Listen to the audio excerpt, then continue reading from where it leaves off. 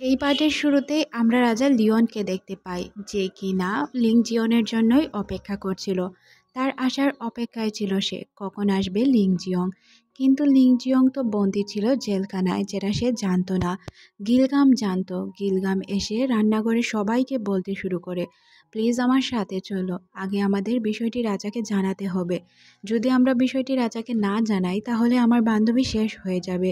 Link জিয়নকে তারা মেরেই ফেলবে। কিন্তু এখানে তাকে কেউই সাহস করতে পারছিল না তার সাথে যাওয়ার। তখন গিলগাম বলে, ঠিক আছে, তোমাদের কাউকেই যেতে হবে না, আমি একাই চলে যাচ্ছি। তারপর যখন সে একা যেতে চায় তখন মানসু তাকে বলে যে প্লিজ তুমি একা যেও না, আমিও তোমার সাথে যাব। তারপর আমরা বাসিকে দেখতে পাই, যে কিনা নিজে যাওয়ার জন্য রাজি হয়ে যায়। তখনই এখানে ইউন চলে আসে আর ইউনের কাছে কান্না করতে করতে সে সব কিছু বলে। আর ইউনকে বলে রাজাকে গিয়ে বলার জন্য। তখন সে চলে যায় রাজাকে বলতে। এদিকে তো আমরা আমাদের রাজা লিওনকে দেখতে পাই, যে কিনা ওই মরিচগুলো হাত দিয়ে দেখছিল।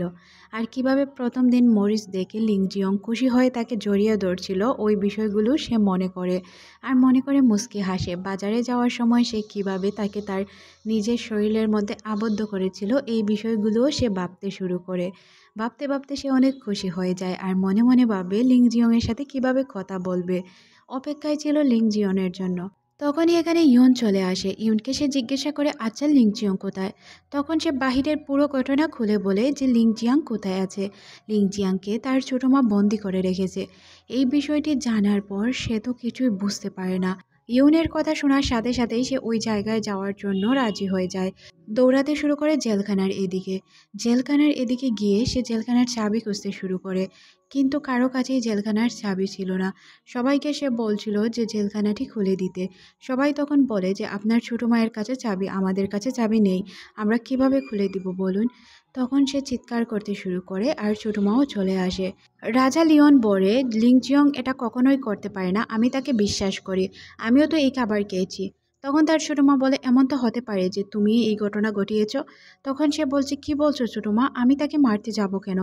কি জানি আমার ছেলে তোমার রাজত্ব কেড়ে নেয়, আমার ছেলে ছোট রাজা হয়ে যায়, এই জন্যই তুমি এইসব করছো। তখন সে বলে, ছোট মা আমি তোমাকে শেষ করে দিব।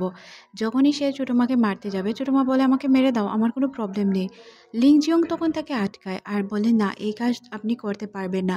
যদি আপনি এই কাজ করেন পুরো রাজ্যের কাছে আপনি দোষী হয়ে যাবেন, ইতিহাসের পাতায় লেখা থাকবে যে রাজা তার ছোট মাকে খুন করেছে। আর এখানে আপনি খুন করার পর কতগুলো খুন হবে এটা আপনি ভাবতেও পারছেন না।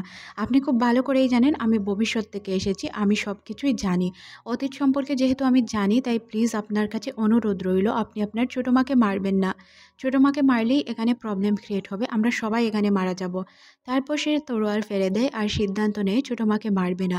লিং জিয়ংয়ের কথায় সে রাজি হয়ে যায়। লিং জিয়ং তাকে বলে যে তুমি আমাকে বাঁচানোর চেষ্টা করো, তুমি তো জানো যে আমি কিছু করিনি, তাহলে আমাকে সেভ করার জন্য যা যা করা লাগে ওই সব করো। রাজা সত্য প্রমাণ করার আগ পর্যন্ত তার ছোট মার কাছ থেকে সময় নেয়। তার ছোট মা সময় দিয়ে দেয়, বলে কিন্তু আমার ছেলের কিছু হলে তোমাকে ছাড়বো না। এই কথা বলে সে এখান থেকে চলে যায়। তারপর আমরা রাজা লিওনকে দেখতে পাই, যে কিনা লিং জিয়ং এর কাছে আসে আর তাকে বলে যে তুমি নিজেকে শক্ত করে রাখো, আমার বিশ্বাস তুমি কিছু করনি। তখন সে বলে, আপনি চিন্তা করবেন না, আমার কিছুই হয়নি। পরের সিনে আমরা মিনিস্টারকে দেখতে পাই, যে কিনা দাদিমায়ের কাছে ছিল। সে দাদিমাকে বলে যে সিংমিয়ং যে এই অবস্থায় আছে এর জন্য আমার মনে হয় রাজা লিওন দায়ী, কারণ সে তার মায়ের মৃত্যুর রহস্য খুঁজছে। এই জন্য হয়তো সে সিংমিয়ংকে মারতে চায় আর আমাদের পুরো পরিবারকেও খতম করতে চায়। একমাত্র হয়তো সে জিসনকে মারবে না, কারণ সে জিসনকে সন্দেহ করছে না। সে মনে করছে জিসন তাদের ফ্যামিলির বাহিরের লোক। তখন দাদি বলে যে না, এই ঘটনা এমন হতে পারে না, তুমি যেমনটা বলছো এমনটা কখনোই হবে না, কারণ লিওন কাউকেই মারতে পারে না, এটা লিওন দ্বারা সম্ভব নয়, এটা হয়তো লিংজিয়নের কাজ। তখন সে বলে, আমার কেন জানি না লিংজিয়নকে সন্দেহ হচ্ছে না। দাদি তখন বলে, আচ্ছা বিষয়টি নিয়ে তদন্ত করে দেখা উচিত, কারণ লিওনের মায়ের মৃত্যু সম্পর্কে সে কিছুই জানে না। এদিকে আমরা জিসানকে দেখতে পাই, যে কিনা সবার সাথে কথা বলছিল। মগজু তাকে কিভাবে হেল্প করেছে, মগজুর হেল্পের কারণেই সে এইসব করতে পেরেছে। তখন এখানে থাকা কিছু লোক তাকে বলে যে ওই লোকটিকেও মারলে পারতে। তখন জিসান বলে, না, তার প্রয়োজন আছে, সে অনেক ভালো রোল প্লে করে আমাদের এই টিমে, তাই তাকে মারা যাবে না। আগে আমরা সব কিছু শেষ করে দিই, রাজাকে শেষ করে দিই, পরে চিন্তা করব কি করা যায়। তখন সে প্ল্যান বানায় কিভাবে রাজাকে খতম করা যায়। তাদের প্ল্যান অনুযায়ী তারা কাজ করছিল। কিভাবে কি করছিল এটা আমাদের এখন বলা হয় না। সিন পরিবর্তন হয় রাজার কাছে। খাবার খাওয়ার আগে সিংমিয়ং কোথায় গিয়েছিল এই তথ্যটা তাকে দেওয়ার জন্য তার সৈন্যদের সে বলে। এদিকে লিং জিয়ং জেলখানায় বসে বসে চাঁদ দেখছিল। এছাড়া তো তার আর কিছু কাজ ছিল না। এদিকে লিং মিয়ং এর মায়ের অবস্থাও খুব খারাপ ছিল, সে তার ছেলের জন্য কান্না করছিল। খাবার টেস্ট করা হয় কিন্তু খাবারে কোনো প্রবলেম ছিল না। ফিজিশিয়ান যখন খাবার টেস্ট করে তখন জানায় যে খাবারে তো কোনো প্রবলেম নেই, যদি ছেলেটির কোনো খাবারে অ্যালার্জি থেকে থাকে তাহলেই প্রবলেম হতে পারে। তারপর সে চলে যায় এই খাবারগুলো নিয়ে। খাবারগুলো আবারও সে পরীক্ষা করতে চায়। পরীক্ষা করার পর সে রাজাকে জানায় যে খাবারে তো কোনো প্রবলেম নেই। এর আগে লিংমিয়ং কার সাথে ছিল এই বিষয়ে তদন্ত করো। তখন সে জানায় যে এর আগেই তো রাজা লিংমিয়ং তার মায়ের সাথে ছিল। তখন রাজা বলে আচ্ছা তাহলে আমি ওই জায়গায় যেতে চাই, যেই রুমে সে ছিল ওই রুমটি আমি চেক করতে চাই। এদিকে লিংমিয়নের মাকে দেখানো হয় যে কিনা অনেক চিন্তিত ছিল তার ছেলের জন্য। ফিজিশিয়ানকে সে জিজ্ঞাসা করে আচ্ছা আমার ছেলের অবস্থা এখন কি, সে কি সুস্থ হবে? ফিজিশিয়ান বলে এখনও কিছু বলা যাচ্ছে না, তার তো সুস্থতার কোনো ইঙ্গিতই আমি খুঁজে পাচ্ছি না, সে সুস্থ হবে কিনা আমি জানি না। তখন রাজা লিওন এসে জিজ্ঞাসা করে আচ্ছা লিংমিয়ং এর অবস্থা কি। তখন সে বলে দেয় লিংমিয়নের অবস্থা। তখন লিংমিয়ং এর মা বলে যে তুমি এখানে কেন এসেছো, আমি জানি তুমি কেন এসেছো, আমার ছেলে মারা গিয়েছে কিনা এটা দেখার জন্য। তখন রাজা লিওন বলে খাবারে কোনো প্রবলেম ছিল না, খাবার আমরা সবাই খেয়েছি, টেস্টও করিয়েছি, আমার মনে হয় এই রুমে কোনো প্রবলেম রয়েছে। তারপর সে ইয়নকে জিজ্ঞাসা করে যে রুমটি চেক করার জন্য। ইয়ন রুমটি চেক করার পর সে দেখতে পায় যে রুমের ভিতর কিছু জিনিসপত্র রয়েছে। যেই জিনিসপত্রের কথা জিজ্ঞাসা করলে বলা হয় যে এইগুলো ঔষধি গাছ, আর এগুলো চিকিৎসার ক্ষেত্রে ব্যবহার করা হয়। লিংমিয়ংয়ের মা বলে তোমার কি মনে হয় আমার ছেলেকে আমি মারতে চাইবো? তখন সে বলে এইসব আমি জানি না, তবে আমি এইসব চেক করে দেখতে চাই ঘটনাটা কি। ঘটনা জানার পরই আমি কিছু বলতে পারবো। তারপর সে ওই জড়িবুটি নিয়ে এখান থেকে চলে যায়। আর তখনই এখানে দাদিমায়ের দাসী চলে আসে আর বলে যে চাবি দেওয়ার জন্য। তখন লিংমিয়ংয়ের মা বলে চাবি দিয়ে কি করবে? তখন সে বলে যে লিং জিয়নকে ছাড়ানোর জন্য দাদিমা চাবি খুঁজেছে। রাজা লিওন ওই ঔষধি গাছগুলো তো নিয়ে এসেছিল, কিন্তু তার সন্দেহ ছিল এইগুলো যদি ঔষধি গাছ প্রমাণ হয় তাহলে কিভাবে সে লিং জিয়নকে নির্দোষ প্রমাণ করবে। ইয়ন বলে প্রমাণ পেয়ে যাবেন, আপনি প্লিজ চিন্তা করবেন না। প্রমাণের জন্য যদি আপনি চিন্তা করেন তাহলে ওনাকে বাঁচানো সম্ভব হবে না। উনি ভালো আছেন, কারণ এর আগেও তো উনি জেলে ছিলেন তাই না, তাই ওনার কোনো প্রবলেম হচ্ছে না। তখন রাজা বলে ও আগে জেলে ছিল এটার ভিন্ন বিষয় ছিল, আর এখন সে জেলে আছে এটাও ভিন্ন বিষয়, আমি তাকে জেলে দেখতে চাই না, তাকে যত তাড়াতাড়ি সম্ভব ছাড়ানোর ব্যবস্থা করতে হবে। এদিকে আমরা দাদিমাকে দেখতে পাই যে কিনা জেলখানার ভিতরে চলে যায়। তারপর সে লিং জিয়ংকে সরাসরি জিজ্ঞাসা করে আচ্ছা তুমি কি তাকে মারার চেষ্টা করেছো? তখন সে বলে না, সিংমিয়ংকে আমি মারার চেষ্টা করিনি, না লিওন আমাকে বলেছে মারার জন্য। আপনি খুব ভালো করেই জানেন লিওন তার শত্রুদেরকে সামনে থেকে মারে, পিছন থেকে নয়। তাই আপনি দাদি হয়ে এইসব প্লিজ বলবেন না, সে শুনলে কষ্ট পাবে। তারপর দাদি বলে আচ্ছা তুমি তোমাকে নির্দোষ প্রমাণ করতে পারবে? যদি তুমি 3 দিনের মধ্যে তোমাকে নির্দোষ প্রমাণ করতে পারো তাহলে তুমি যা চাইবে আমি তোমাকে তাই দিব। আর যদি তুমি নির্দোষ প্রমাণ না করতে পারো তাহলে এই নাও ছুরি, নিজেকে 3 দিন পর শেষ করে দিবে। দাদি সত্যিই লিং জিয়নকে একটি ছোট ছুরি দেয় আর বলে এটা দিয়ে নিজেকে শেষ করে দিবে। সিন পরিবর্তন হয়, আমরা সব কুককে রান্না করতে দেখি। তারা তাদের মতো রান্না করছিল, তখন এখানে লিং জিয়ন চলে আসে। লিং জিয়নকে দেখে সবাই মহা খুশি, তাকে এসে জড়িয়ে ধরে আর জিজ্ঞাসা করে তোমাকে কে ছাড়লো, কিভাবে এলে এখানে? তখন সে জানায় যে এই বিষয়গুলো পরে বলবো, আগে রাজার জন্য রান্না করি। সিন পরিবর্তন হয় রাজা লিওনের কাছে, সে তার কাজ করছিল। তখন সে শুনতে পায় কেউ তাকে খাবার খাওয়ার কথা বলছে। তখন তার কণ্ঠ শুনে মনে হয় যে লিং জিয়ন তাকে খাবার খাওয়ার কথা বলছে। তাই সে বাহিরের দিকে রওনা হয়। বাহিরে গিয়ে সে লিং জিয়নকে দেখে সে তো মহা খুশি, আর তাকে টানতে টানতে নিজের রুমে নিয়ে যায়। তারপর তাকে জড়িয়ে ধরে বলে যে তুমি কিভাবে ছাড়া পেলে, তুমি কিভাবে এখানে এলে? তখন আমরা দেখতে পাই দাদিমা তাকে বলেছিল যে তোমার আর আমার নাতি সম্পর্কে সবাই উল্টাপাল্টা কথা বলছে, তাই তুমি তার থেকে দূরত্ব বজায় রাখবে। লিং জিয়ন তখন তাকে সরিয়ে দিয়ে বলে এইসব একদমই উচিত নয়, আপনি কি করছেন এইসব? প্লিজ আপনি বোঝার চেষ্টা করুন, আমাদের সম্পর্কে সবাই এমনিতেই উল্টাপাল্টা কথা বলছে, আমাদের মধ্যে কিছু হয়েছে বা আমাদের মধ্যে কিছু আছে, তাই আপনি এইসব থেকে বন্ধ করুন। আপনি হুটহাট করে আমাকে কিস করে বসেন, এটার মানে কি? তখন রাজা আবারও তাকে কিস করে বসে আর বলে এটার মানে কিছুই না। তখন সে তাকে বলে যে আচ্ছা আপনি এখন খাবার খান, তারপর কথা হবে। তখন সে লিংজিয়ংকে নিজের সাথে খাবার খেতে ফোর্স করতে শুরু করে। লিংজিয়ং প্রথমে বলে যে আমি আপনার সাথে খাবার খেতে পারবো না, কারণ এমনিতেই লোকজন অনেক কথা বলছে, এখন এইসব করলে আরও প্রবলেম হবে। তারপর রাজার বলার কারণে সে বাধ্য হয় খাবার খেতে। সে শেষ পর্যন্ত বলে দেয় যে, "প্লিজ আপনি এইসব যে করছেন, আমাকে হুটহাট করে ডাকছেন, রাতের বেলায় জড়িয়ে ধরছেন, কিস করছেন, এইসব একদমই উচিত নয়। তাই আপনি এইসব করবেন না।" রাজা বলে, "তোমাকে জেল থেকে কে মুক্তি করলো?" তখন সে একটি ছুরি দেখিয়ে বলে, "দাদিমা।" ছুরি দেখেই সে বুঝতে পারে দাদিমা হয়তো তাকে মৃত্যুর শর্ত দিয়ে ছাড়িয়েছে। রাজা তখন বলে, "আমি তোমাকে মরতে দিতে পারি না। যেকোনো বিনিময়ে আমি তোমাকে ছাড়িয়ে নিব।" তখন লিংজিয়ান বলে, "আপনি কি আমাকে পছন্দ করেন?" তখন রাজা এই কথা পাত্তা না দিয়ে সে খাবার খেতে শুরু করে। তখন লিংজিয়াং বুঝতে পারে যে এত সহজে সে উত্তর দিবে না। বলে, "আচ্ছা, আমরা ২ জন মিলে কাজ করব আমাকে নির্দোষ প্রমাণ করার। আর যদি নির্দোষ প্রমাণ না করতে পারি তাহলে তো ঝামেলা হয়ে যাবে।" রাজা বলে, "কে বলেছে ঝামেলা হবে? কোনো ঝামেলাই হবে না। আমি সবকিছু সমাধান করে নিব।" তখন রাজা হাসতে শুরু করে আর বলে, "আচ্ছা, এক কাজ করো, চা খাও। আমার মনে হয় তুমি চা খেলে তোমার মাথা ঠান্ডা হয়ে যাবে।" তারপর সে তাকে চা খেতে দেয়। আর লিং জিয়ং চা খেয়ে বলে, "আমাদের কুকের রান্না এখন অনেক ভালো হয়েছে। তারা অনেক ভালো চা বানায়।" এদিকে আমরা মকজুকে দেখতে পাই। তার পার্সোনাল যে সেক্রেটারি ছিল বা তার সব কথা শুনতো, সে এসে তাকে জানায় যে লিং জিয়ংকে ছেড়ে দেওয়া হয়েছে ৩ দিনের জন্য। তাকে বলা হয়েছে সে যদি ৩ দিনের মধ্যে নিজেকে প্রমাণ করতে পারে তাহলেই সে ছাড়া পাবে। তখন মকজু বলে, "৩ দিনের ভিতর তো সে মারাই যাবে। তাহলে কিভাবে সবকিছু প্রমাণ করবে?" সিন পরিবর্তন হয় দাদিমার কাছে।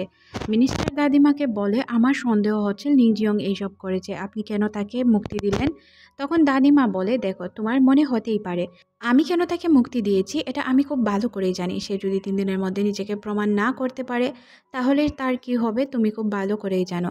তাই নিজেকে প্রমাণ করার সুযোগ দাও।" সিন পরিবর্তন হয়, আমরা রাজা লিওন এবং লিং জিয়ংকে দেখতে পাই। তারা ২ জন মিলে কাজ করছিল। এটা তাদের ১ম দিন ছিল। ২য় দিন তারা কাজ করতে করতে ঘুমিয়ে পড়ে। ২ জন যখন ঘুমিয়ে পড়ে তখন ইয়ন আসে। রাজা তখন ইয়নকে বলে, "কথা বলো না, ও ঘুমাচ্ছে, ওকে শান্তিতে ঘুমাতে দাও।" তখন লিওন বলে, "আমার মনে হচ্ছে আপনি তার প্রতি দুর্বল।" তারপরই ৩য় দিন চলে আসে। এখন তারা কী করবে কিছুই বুঝতে পারছিল না। ৩য় দিন লিং জিয়ংয়ের অবস্থা খুবই খারাপ ছিল। সে বলে, "কোনো তো প্রমাণ এখন পর্যন্ত পাইনি। কী করব বুঝতে পারছি না।" গামগিল জিজ্ঞাসা করে, "এখানে কী আছে?" তখন সে বলে, "জড়িবুটি আছে।" জড়িবুটির মধ্যে দিয়ে সে বলে, "এটা ইঁদুর মরার বিষ।" লিং জিয়ং তো ইঁদুর মরার বিষ ভালো করে চিনতে পারে না, তবে গামগিল চিনতে পারে। সিন পরিবর্তন হয়, আমরা দেখতে পাই লিং জিয়ংকে কেউ এসে বলেছে রাজার অবস্থা খুবই খারাপ, রাজার কাছে যাওয়ার জন্য। রাজা বেহুশ। তখন সে গিয়ে রাজাকে দেখতে পায়, আসলেই রাজা বেহুশ। রাজাকে জিজ্ঞাসা করে, "কি হয়েছে?" রাজা বলে, "আমার কিছুই হয়নি, চুপচাপ বসে থাকো, কিছু বলবে না।" লিং জিয়ং তখন ওই যে ইঁদুর মরার বিষের কথা বলে, "এটা দিয়ে কি মানুষ মারা যায়?" তখন সে বলে যে, "না, এটা দিয়ে তো মানুষ সরাসরি মারা যায় না। তবে এটার সাথে যদি অন্য কোনো জিনিসপত্র মেশানো হয় তাহলে এটা বিষে রূপান্তরিত হয়।" আর জিনিসটির নাম সে বলে দিলে লিং জিয়ং ভালোভাবেই বুঝতে পারে যে কেন তার অবস্থা এত খারাপ হলো। তখন সে বলে, "এটার কি কোনো অ্যান্টিডোট আছে?" তখন সে বলে, "অবশ্যই অ্যান্টিডোট আছে, তবে আমি এটা তৈরি করে দিতে পারবো, কিছুটা সময় লাগবে।" লিং জিয়ং বলে, "তাড়াতাড়ি এটা তৈরি করে দাও যাতে আমরা সিং মিয়ংকে বাঁচাতে পারি।" ফিজিশিয়ান তখন বলে, "আমাকে কিছু সময় দিলে আমি অবশ্যই সব সমস্যার সমাধান করে দিব। আপনাদের বিষয়গুলো নিয়ে চিন্তা করতে হবে না।" রাজা বলে, "আচ্ছা, তোমার যত তাড়াতাড়ি সম্ভব তুমি এই ওষুধটি তৈরি করে ফেলো, যাতে আমরা তাড়াতাড়ি আমার ভাইকে সুস্থ করতে পারি।" তখন লিং জিয়ং বলে, "চিন্তার কোনো কারণ নেই। এখন সবচেয়ে বড় চিন্তা হচ্ছে নিজেকে নির্দোষ প্রমাণ করা। আমাদের কাছে খুব কম সময় আছে।" তখন রাজা লিওন বলে, "চিন্তার কোনো কারণ নেই। আমি তো সব প্রমাণ পেয়েছি, তাই দাদিমায়ের সাথে কথা বলবো, যাতে তোমাকে কিছু না করা হয়। আচ্ছা, আমি এখন রেস্ট করি।" লিং জিয়ং চলে যেতে চায়। লিওন তাকে জড়িয়ে ধরে বলে, "কিছুক্ষণ এইভাবে শুয়ে থাকো। আমি একটু ভালো ফিল করছি। তুমি শুয়ে থাকাতে আমার ভালো লাগছে।" সিন পরিবর্তন হয়, আমরা জানতে পারি যে তারা সবাই মিলে চলে যায় ওই মেয়েকে খোঁজার জন্য যে কিনা তাকে খাবার দিত বা ওষুধ দিত। তখন তারা জানতে পারে ইয়ন্ট্রন নামের মেয়েটি পালিয়ে গিয়েছে। রাজা তখন তাদেরকে নির্দেশনা দেয় তাড়াতাড়ি তাকে খুঁজে বের করতে। হয়তো তার চিকিৎসকই তাকে মারার চেষ্টা করেছে যাতে আমাদের ফাঁসানো যায়। লিং জিয়ং বলে, "এটাই হতে পারে। আচ্ছা, এখন দেখা যাক কী হয়।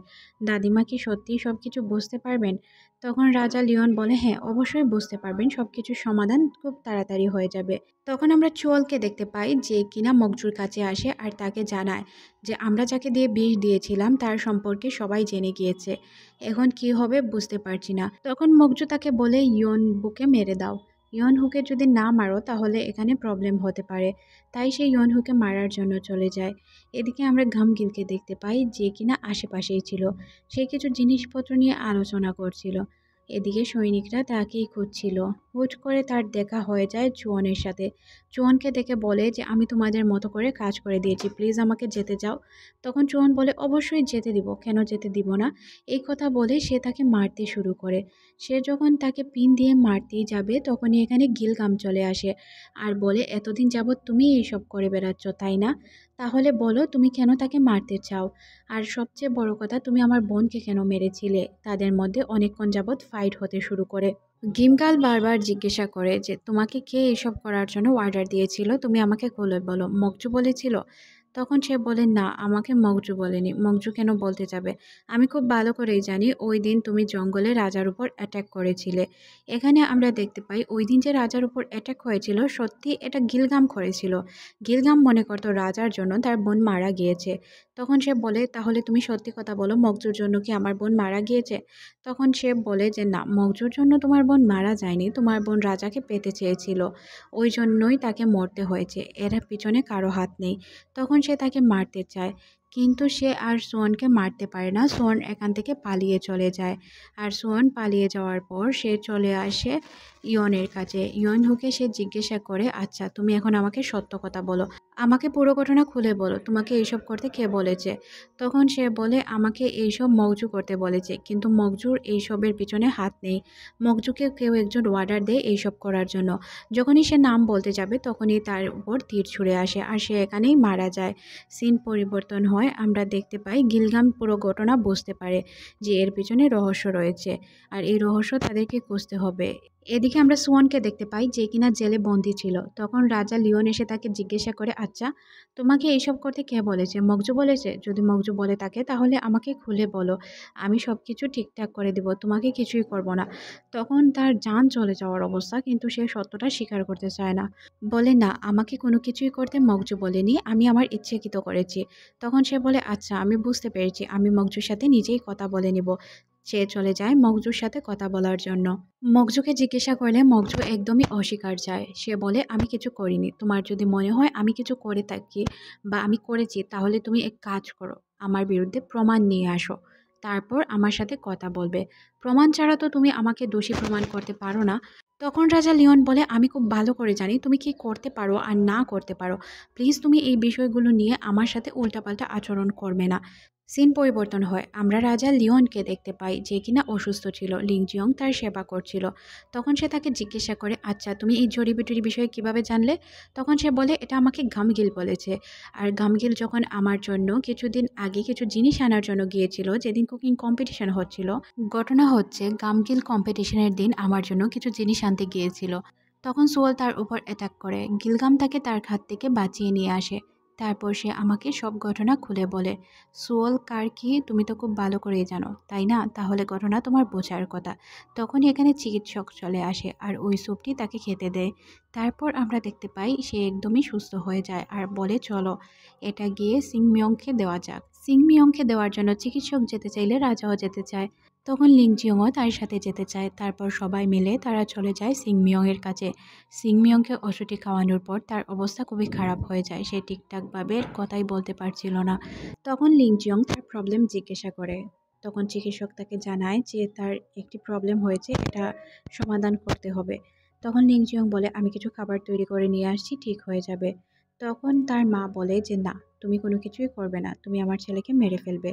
দাদি তখন বলে সে অলরেডি নির্দোষ আর সে যদি এখান থেকে পালানোর চেষ্টা করতো অনেক আগেই পালিয়ে যেতে পারতো, তার অনেক সুযোগ ছিল, সে পালায়নি, তার মানে তুমি তার উপর বিশ্বাস রাখতে পারো। তখন রাজাও বলে আচ্ছা তুমি যাও, তুমি গিয়ে ভাইয়ের জন্য স্যুপটি তৈরি করে নিয়ে আসো, আমার বিশ্বাস হয়তো ভাই সুস্থ হয়ে যাবে। সিন পরিবর্তন হয়, সে চলে আসে রান্না করে। তার প্রত্যেক বাবুর্চিকে সে সব কিছু গুছিয়ে বলে কিভাবে কি করতে হবে। সবাই মিলে স্যুপটি তৈরি করে ফেলে আর এই স্যুপটি তার জন্য অনেক উপকারী ছিল। স্যুপটি নিয়ে আসার পর সিংজিয়ংয়ের মা তাকে এটা খেতে দিতে চাচ্ছিল না, বলছিল এটা খেলে আমার ছেলে মারা যেতে পারে। তখন রাজা নিজে জানায় যে আমি স্যুপটি খাবো। তখন লিংজিয়ং বলে তোমাকে খেতে হবে না, আমি স্যুপটি খেয়ে দেখাচ্ছি। রাজা বলে না, আমি স্যুপটি খেয়ে দেখাবো, যদি কোনো প্রবলেম থাকে তাহলে আমিই মারা যাব। এখানে লিংজিয়ংও তার সাথে এইভাবেই জোরাজুরি করতে শুরু করে। দুইজনের জোড়াজুড়িতে রাজা নিজেই স্যুপটি খেয়ে ফেলে আর স্যুপটি খাওয়ার পর সে বলে আমি এখন অনেক ভালো ফিল করছি, বাইকে এটা খাওয়ানো যেতে পারে। তারপর ওই পিচ্চি ছেলেটিকে এই স্যুপটি খাইয়ে দেওয়া হয়। সিংমিয়ং মোটামুটি ধীরে ধীরে সুস্থ হতে শুরু করে। সিংমিয়ংয়ের সুস্থতায় তার মাও অনেক খুশি হয়ে যায়। তারপর আমরা লিংজিয়ংকে দেখতে পাই, তার অবস্থা খুবই খারাপ ছিল। রাজা তখন জানায় তুমি গিয়ে এখন একটু রেস্ট করো, রাতের বেলায় আমার সাথে দেখা করতে আসো, তোমার সাথে আমার কিছু জরুরি কথা আছে যেগুলো আমি তোমাকে বলতে চাই। লিংজিয়ং বুঝতে পারে না জরুরি কথা কি। সে মনে মনে মুচকি হাসে। সে মনে মনে ভাবতে শুরু করে হয়তো তার বইটি সে খুঁজে পেয়েছে, বইটি তাকে দেওয়ার জন্যই তাকে ডাকছে। এদিকে জিসনের লোকজনের অবস্থা খুবই খারাপ ছিল। তারা বলে আমাদের প্ল্যান সাকসেসফুল হলো না। তখন জিসন বলে আমাদের মগজু অনেক হেল্প করেছে, আর তাকে ধোকা দেওয়াটা আমাদের জন্য উচিত হবে না। রাতে এসো, তোমাদের সাথে কথা হবে। এদিকে আমরা মগজুকে দেখতে পাই যে কিনা সুয়েলের সাথে দেখা করতে যায়। সুয়েল তখন জানায় যে আমি কোনো কিছুই তাদেরকে বলিনি, প্লিজ আমাকে বিশ্বাস করো। তখন সে বলে আমি জানি তুই কিছু বলিসনি, আমি তোকে বাঁচাতে এসেছি। এই কথা বলে সে তাকে জড়িয়ে ধরে আর তার হাতে থাকা ছুরিটি তার উপর গেঁথে দেয়, যার কারণে এখানেই সোয়াল মারা যায়। সোয়াল ভাবতে পারেনি সে এইরকম ঘটনা ঘটাবে। এদিকে আমরা লিং জিয়ংকে দেখতে পাই যে কিনা রাজার জন্য অপেক্ষায় ছিল, রাজা আসবে বলেছে। তখনই এখানে রাজা নতুন ড্রেস আপে চলে আসে। রাজা বলে আজকে আমি ডান্স করব, তুমি দেখবে। তুমি তো সবসময় আমাকে এন্টারটেনমেন্ট করো তাই না, আজ তোমাকে আমি এন্টারটেনমেন্ট না হয় করলাম। তারপর সে একটি মাস্ক পরে ফেলে। মাস্কটি পরে সে ডান্স করতে শুরু করে। সে অনেক সুন্দরভাবে ডান্স করছিল আর তার ডান্স দেখছিল লিং জিয়ং। আর লিং জিয়ংয়ের ওই পুরনো স্মৃতিগুলো মনে পড়তে থাকে যেগুলো তার সাথে প্রথম থেকে ঘটে এসেছে আজকের পর্যন্ত। ঘটনাগুলো ভেবে সে মুচকি হাসে আর রাজার ডান্স দেখতে শুরু করে। এদিকে আমরা জিসামকে দেখতে পাই যে কিনা নতুন একটি লোককে ধরে নিয়ে এসেছে মারার জন্য। আসলে জিসাম আনেনি, তার লোকজন এনেছে। জিসাম বলে তাকে মারা যাবে না। তখন আমরা একটি বৃদ্ধ মহিলাকে এখানে পড়ে থাকতে দেখি। জিসান বৃদ্ধ মহিলাটিকে দেখিয়ে বলে এ হচ্ছে লিওনের নানি, একে যদি আমরা মেরে ফেলি তাহলে আমাদের লাভ হবে। সে কোনোদিনই জানতে পারবে না কিভাবে কি ঘটলো, তার মাকে কিভাবে খেয়ে মারলো। আর এটা জানতে না পারলে সে আমাদের শেষ করতে পারবে না। আর যদি সে এই বিষয়গুলো জানতে পারে তাহলে আমাদের কি হবে তোমরা খুব ভালো করেই জানো। তাই তোমাদের যেভাবে বলছি ওইভাবে কাজ করো। সিন পরিবর্তন হয়, আমরা লিং জিয়ন আর লিওনকে দেখতে পাই। তারা একই সাথে ছিল। তখন লিং জিয়ন বলে তুমি কি আমার বই নিয়ে এসেছো? তখন সে বলে না, বই তো আনতে পারিনি, তবে আমি তোমার সাথে কিছু কথা বলার জন্য এসেছি। প্রথম যেদিন তোমার সাথে দেখা হয়েছিল তুমি প্রথম আমাকে খাবার রান্না করে খাইয়েছিলে। তখনই আমি বুঝতে পেরেছি যে তুমি ভবিষ্যৎ থেকে এসেছো, কারণ আমাদের যুগের এই রান্না হতেই পারে না। তোমাকে আমি বলতে চাই প্লিজ তুমি আমার সাথে থেকে যাও সারা জীবন আমার মতো হয়ে। আমি তোমাকে এখন আর যেতে দিতে চাই না। আমি তোমাকে ভালোবাসি লিংজিয়ং। আমি তোমাকে আমার জীবন সঙ্গী বানাতে চাই, সারা জীবন তোমার সঙ্গ পেতে চাই, তোমার সাথে থাকতে চাই। তুমি ভবিষ্যতে যাওয়ার কথা কল্পনাও করো না, আমার সাথে থেকে যাও। এই কথা বলে সে তাকে একটি রিং পরিয়ে দেয় আর বলে যে প্রতিদিন তুমি আমার জন্য নতুন নতুন রান্না করে আমাকে খাওয়াবে। তুমি কি রাজি? এই কথা বলেই সে লিং জিয়ংকে কিস করে বসে। এর মধ্যে দিয়ে এই পার্টটি শেষ করে দেওয়া হয়।